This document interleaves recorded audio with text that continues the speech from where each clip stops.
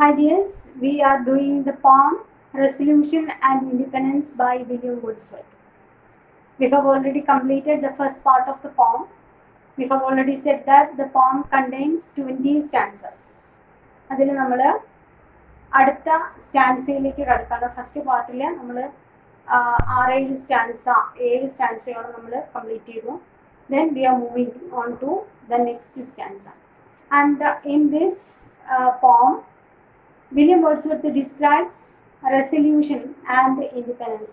Resolution means the strong decisions of a person. Here he meets a leech gatherer after a stormy night. A stormy night അല്ലെങ്കിൽ വളരെ ശക്തമായ ഇടിയും മഴയുമുള്ള ഒരു രാത്രിക്ക് ശേഷം അതിൻ്റെ പിറ്റേന്ന് രാവിലെയാണ് അദ്ദേഹം ലീച്ച് ഗ്യാദറിനെ കണ്ടുമുട്ടുന്നത്. ആ വ്യക്തിയുടെ ആ ഒരു തീരുമാനങ്ങളും അദ്ദേഹത്തിൻ്റെ ആ ഒരു നിശ്ചയദാർഢ്യവും ഒക്കെയാണ് ഈ കവിതയിൽ വിവരിക്കുന്നത്. Then we are moving on to the next stanza. I thought of Chatterton, the marvelous boy, the sleepless soul that perished in his pride. Then Wordsworth says that it is our willpower that guides us. അല്ലെങ്കിൽ there is a universal power that is behind all our success. നമ്മളുടെ മുന്നോട്ടുള്ള യാത്രയിൽ അല്ലെങ്കിൽ നമ്മളുടെ വിജയത്തിലൊക്കെ ഒരു universal power ഉണ്ട്, ഒരു ശക്തിയുണ്ട്, പ്രപഞ്ച ശക്തിയുണ്ട് എന്നാണ് അദ്ദേഹം പറയുന്നത്. Here he gives some examples. I thought of Chatterton, the marvelous boy. Here Chatterton and Robert Burns. These are the two famous English poets. പ്രശസ്തരായ ഇംഗ്ലീഷ് കവികളാണ് ചാറ്റർട്ടൺ, അതേപോലെ തന്നെ Robert Burns. The sleepless soul that perished in his pride. They were very famous in their youth. അവരുടെ ചെറുപ്പ കാലഘട്ടത്തിൽ വളരെ famous ആയിട്ടുള്ള 2 writers ആയിരുന്നു ചാറ്റർട്ടൺ, അതേപോലെ തന്നെ റോബർട്ട് ബേൺസ്. റോബർട്ട് ബേൺസിന്റെ പ്രശസ്തമായ വരിയാണ് my love is A red red rose എന്ന വരികൾ. അപ്പൊ അത്രത്തോളം ഫേമസ് ആയിട്ടുള്ള 2 writers are Chatterton and Robert Burns. And these writers perished at the end. ആ യുവത്വത്തിൽ അവർ വളരെയധികം പ്രശസ്തരായിരുന്നു. പക്ഷേ അവസാന കാലമായപ്പോഴേക്കും അവരുടെ ആ ഒരു അഹങ്കാരം കൊണ്ട്, അതായത് ഒരു റൈറ്റർ എന്ന നിലയിൽ ഒരുപാട് പ്രശസ്തിയിലുള്ള സമയത്തുള്ള ആ ഒരു പ്രൈഡ് ആയിരിക്കാം, അഹംഭാവമായിരിക്കാം ഒരു പക്ഷേ that lead to their downfall, അവരുടെ ആ ഒരു പതനത്തിനിടയാക്കിയത് ഒരു പക്ഷെ അതായിരിക്കാം. Of him he who walked in glory and in joy. These 2 poets walked in joy and glory, and that means these 2 writers spent their youth in extreme happiness. വളരെയധികം എല്ലാവരാലും അംഗീകരിക്കപ്പെടുന്ന രീതിയിൽ എല്ലാവരും ആരാധിക്കുന്ന 2 എഴുത്തുകാരായിരുന്നു. ചെറുപ്പകാലഘട്ടത്തിൽ ആ യുവത്വത്തിൽ അവരെ എല്ലാവരും ആരാധിച്ചിരുന്നു. അത്തരത്തിലുള്ള 2 റൈറ്റേഴ്സ് ആയിരുന്നു ചാറ്റർട്ടണും അതേപോലെ തന്നെ റോബർട്ട് ബേൺസും. ആൻഡ് ഫോളോയിങ് ഹിസ് ഫ്ലോ, ഇവിടെ ഫോളോയിങ് ഹിസ് ഫ്ലോ മീൻസ് കലപ്പ. ഇവിടെ അവരുടെ ആ ഒരു ജോലി ഏറ്റെടുത്തത്, ഇവിടെ കലപ്പ എന്ന് ഉദ്ദേശിക്കുന്നത് the duty that is entrusted on them by God. ദൈവം അവരെ ഏൽപ്പിച്ച ജോലി അവർ ഏറ്റെടുത്തുകൊണ്ട് they lived in happiness and ecstasy in their youth. അവരുടെ ചെറുപ്പത്തിൽ സന്തോഷത്തിൽ ജീവിച്ച 2 ആളുകളായിരുന്നു. along the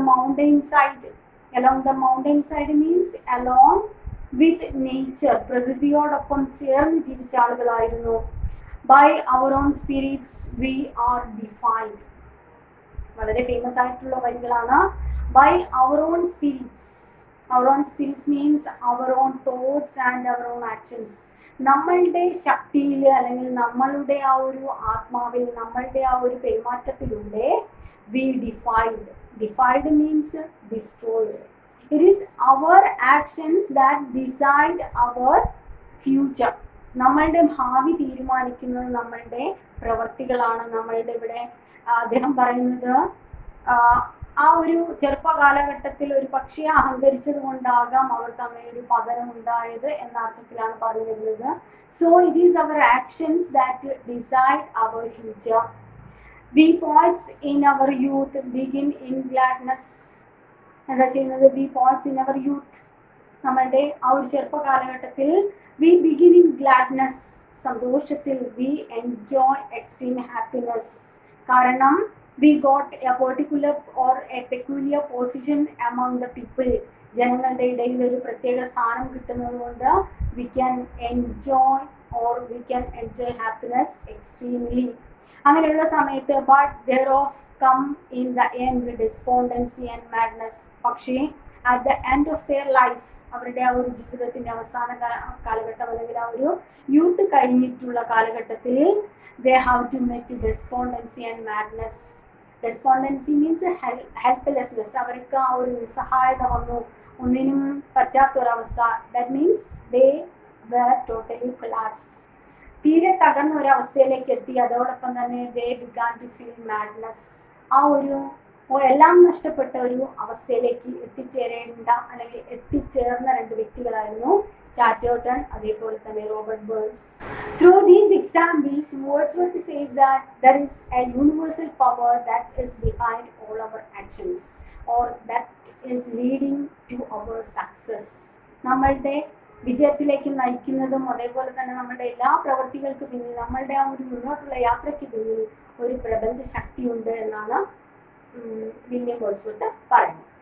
Then next stanza. Now whether it were by peculiar grace, a leading from above, a something given, yet it befall that in this lonely place when I with these untoward thoughts had striven. അതേ പറയുന്നു, now whether it were a peculiar grace from the God, ദൈവത്തിൽ നിന്നുള്ള ആ ഒരു പ്രത്യേക അനുഗ്രഹമായിരിക്കാം. It may be the blessing from the God, ദൈവത്തിൽ നിന്നുള്ള ഒരു അനുഗ്രഹം കൊണ്ടാണോ എന്നറിയില്ല. A leading from above.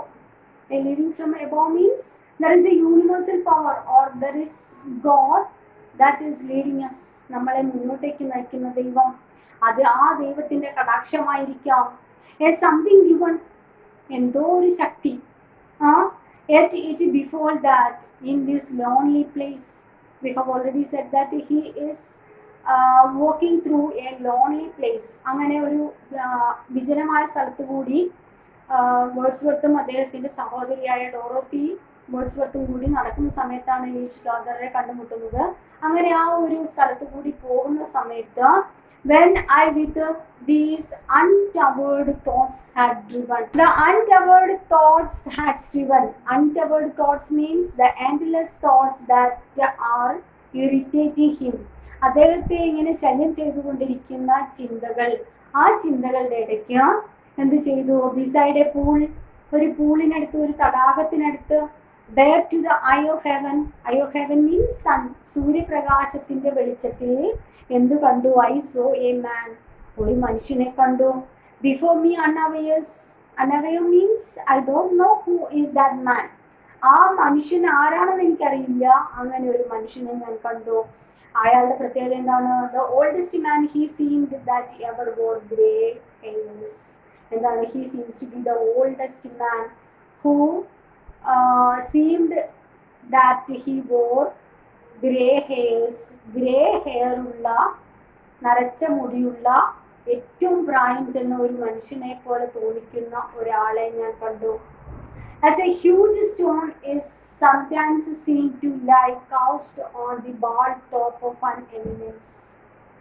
അദ്ദേഹത്തെ എങ്ങനെ കാണപ്പെടുന്നത്? As a huge stone. ഈ പ്രായം ചെന്ന മനുഷ്യനെ കണ്ടത് ഒരു വലിയ കല്ല് പോലെയാണ്. That is seen lie couched on the ball of an eminence. ഒരു മലയുടെ മുകളിൽ കാണപ്പെടുന്ന ഒരു വലിയ പാറക്കല്ല് പോലെ കാണപ്പെട്ട ഒരു മനുഷ്യൻ. Wonder to all who do the same exceed. And the person who sees such a stone may wonder. അതിശയിക്കും. ഈ ഒരു കല്ല് കാണുന്ന വ്യക്തി അതിശയിക്കും, എങ്ങനെയാണ് ഈ കല്ല് അവിടെ വന്നത്? കാരണം മലയുടെ മുകളിന് വളരെ ശക്തമായ ഒരു കല്ല് പോലെ കാണപ്പെടുന്ന ഒരു പാറ, ആ പാറ എങ്ങനെ ആ മലമുകളിൽ വന്നു അല്ലെങ്കിൽ ആ ഒരു പ്രദേശത്ത് വന്നു എന്ന് അതിശയിക്കുന്ന രീതിയിലാണ് ഈ മനുഷ്യൻ അവിടെ ഉള്ളത്. And by what means it could either come and whence, and one may astonish or one may wonder how that stone came there and when that stone came there. അവിടെ എപ്പോഴാണ് ആ കല്ല് വന്നത്, ആ കല്ല് ആരവിടെ കൊണ്ടുവച്ചു, അല്ലെങ്കിൽ എപ്പോൾ വന്നു എന്നൊക്കെ ഒരാൾക്ക് അതിശയം തോന്നുന്ന രീതിയിലുള്ള ഒരു മനുഷ്യൻ, അത്തരത്തിലൊരു മനുഷ്യനാണ് അവിടെ ഒരു കല്ല് പോലെ തോന്നിക്കുന്ന ഒരു മനുഷ്യൻ എന്ത് ചെയ്തു? So that it seems A thing endured with sense, but that person seems to be a thing that have a sense. Sense means feeling power. ആ ഒരു ബോധമുള്ള ഫീലിംഗ് പവർ ഉള്ള ഒരു വ്യക്തിയെ പോലെ. നേരത്തെ സ്റ്റോൺ നമ്മൾ പറഞ്ഞു, that stone doesn't have the sense power. പക്ഷെ ഈ മനുഷ്യന് എന്താണ് പ്രത്യേകത? He seems to have a sense power. അതോടൊപ്പം തന്നെ ലൈക്ക് എ സീ ബേർഡ്. ഇനി ഏതുപോലെയാണ് like a sea bird crawled forth on a shelf of rock or sand reports there to sun itself. And this man seems to be like a sea beast. ഒരു കടൽ ജീവിയെ പോലെ തോന്നി. ആദ്യം തോന്നിയത് ഒരു റോക്ക് പോലെയാണ്, എ ഹ്യൂജ് റോക്ക്. രണ്ടാമത് തോന്നിയത് he seems like a huge sea bird crawled forth on the shelf of rock or sand repose. മണൽത്തരിയിൽ, ആ മണൽ കുമ്പാരത്തിൽ അല്ലെങ്കിൽ ആ ഒരു പാറക്കെട്ടിൽ വന്നിരിക്കുന്ന കടൽ ജീവിയെ പോലെ തോന്നി. എന്തിനാണ്? To rest in sun. ആ സൂര്യന്റെ ഇളം ചൂടേൽക്കാൻ വേണ്ടി കടലിനടിയിൽ നിന്നും വന്ന കടൽക്കാക്കയെ പോലെ അല്ലെങ്കിൽ കടലിലുള്ള ഒരു ജീവിയെ പോലെ തോന്നി. പാറപ്പുറത്ത് അല്ലെങ്കിൽ മണൽ കൂനയിൽ വന്ന് വിശ്രമിക്കുന്ന ഒരു ജീവിയെ പോലെ അദ്ദേഹത്തെ തോന്നപ്പെട്ടു. അങ്ങനെ ഒരു മനുഷ്യനെ ഞാൻ കണ്ടു. പിന്നീട് അദ്ദേഹം പറയുന്നു, such seemed this man, not all alive nor dead. എന്താണ് തോന്നിയത്? such seemed this man. അങ്ങനെ തോന്നി ഈ മനുഷ്യനെ. എങ്ങനെയാ തോന്നിയത്? first of all he compares this man to a huge stone, then he compares this man to a sea beast. അങ്ങനെ ഒരു സീ ബീസ്റ്റിനെ പോലെ തോന്നി, അതേപോലെ തന്നെ ഒരു വലിയ സ്റ്റോണിനെ പോലെ തോന്നി. and this man not all alive. എന്തല്ല, he is not so alive. കാരണം നമ്മൾ പറഞ്ഞു നേരത്തെ he seems to be the oldest man. വളരെയധികം പ്രായം ചെന്ന ഒരു മനുഷ്യനെ പോലെ തോന്നി. അതുകൊണ്ട് he is not so alive. വളരെ ആക്റ്റീവ് അല്ല. നോട്ട് ഡെഡ്, എന്നാൽ മരിച്ച ആളുമല്ല.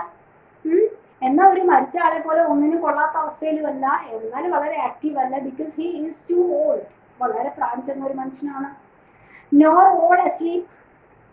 അയാൾ ഉറങ്ങുന്നൊന്നുമല്ല, പൂർണ്ണമായിട്ടും ഉറങ്ങുന്ന മനുഷ്യനല്ല. അദ്ദേഹം മരിച്ചു പോയിട്ടില്ല, എന്നാൽ ഒട്ട് ആക്റ്റീവും അല്ല.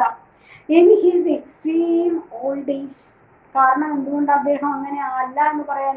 വളരെ ആക്റ്റീവ് അല്ല, എന്നാൽ ഒട്ട് മരിച്ച അവസ്ഥയിലുമല്ല, എന്നാൽ അദ്ദേഹം തീരെ അങ്ങ് ഉറങ്ങിപ്പോകുന്ന അവസ്ഥയിലുമല്ല. കാരണം അദ്ദേഹം വളരെ ആക്റ്റീവ് അല്ല എന്ന് പറയുന്നതിന് കാരണം because he is too old. His body was bend double. ഇനി അദ്ദേഹത്തിന്റെ പ്രത്യേകത എന്താണ്? His body was bend double. വളരെയധികം ഡബിളായിട്ട് കൂലിപ്പോയ അദ്ദേഹത്തിന്റെ ശരീരമാണ്. കാരണം എന്താ? അദ്ദേഹത്തിന്റെ ശരീരം, അദ്ദേഹത്തിന്റെ തലയും കാലും നമ്മൾ അങ്ങോട്ട് പോകുമ്പോൾ പറയുന്നുണ്ട്, മുന്നോട്ടേക്ക് പോകുന്ന സമയത്ത് അദ്ദേഹം പറയുന്നുണ്ട്, അദ്ദേഹത്തിന്റെ തലയും കാലും തമ്മിലുള്ള ഡിഫറൻസ് വളരെ കുറവാണ്. കാരണം അത്രത്തോളം കൂലുള്ള ഒരു മനുഷ്യനാണ് അദ്ദേഹം. അത്രത്തോളം കുനിഞ്ഞു പോയി. എന്തുകൊണ്ടാണ്? His feet and head coming together in life's pilgrimage. വളരെയധികം ചിന്തിക്കപ്പെടുന്ന അല്ലെങ്കിൽ ആ ചിന്തയ്ക്ക് വക നൽകുന്ന ഒരു യൂസേജ് ആണിത്. His feet and head coming together. അദ്ദേഹത്തിന്റെ തലയും കാലും ഏകദേശം അത് തമ്മിലുള്ള ഡിസ്റ്റൻസ്, അത്രത്തോളം അദ്ദേഹം കുനിഞ്ഞിട്ടാണുള്ളത്, സ്ട്രെയിറ്റ് അല്ല. അത്രത്തോളം എന്തുകൊണ്ടാണ്? Because of life's pilgrimage. ജീവിതമെന്ന ആ ഒരു തീർത്ഥയാത്രയിൽ, പിൽഗ്രിമേജ് എന്ന് പറഞ്ഞാൽ തീർത്ഥാടനമാണ്. ഇവിടെ ജീവിതമാകുന്ന യാത്രയിൽ ആ കഷ്ടപ്പാടുകളിലൂടെ അദ്ദേഹം കുനിഞ്ഞു പോയ വ്യക്തിയാണ്. അദ്ദേഹം ഒരുപാട് പ്രാരാബ്ധങ്ങൾ കൊണ്ട് കൂനി വന്ന വ്യക്തിയാണ്. ജീവിതം ഭാരം ചുമന്ന് കൂനി വന്ന വ്യക്തിയാണ്. So we can see a closeness between his head and feet. പിന്നീട് എന്താ അദ്ദേഹം പറയുന്നത്? His body was bend double, feet and head coming together in life's pilgrimage, as if some dire constraints of pain. എന്തുകൊണ്ടാകാം? as if some dire constraints means dreadful consequences, വളരെ ഭയാനകമായിട്ടുള്ള consequence ഉണ്ടാകാം, പരിണിത ഫലങ്ങൾ ഉണ്ടാകാം. എന്തിൻ്റെയൊക്കെയോ റിസൾട്ടാണ് അദ്ദേഹത്തിൻ്റെ ആ ഒരു ഊനെന്ന് പറയുന്നത്. എന്താകാം അത്?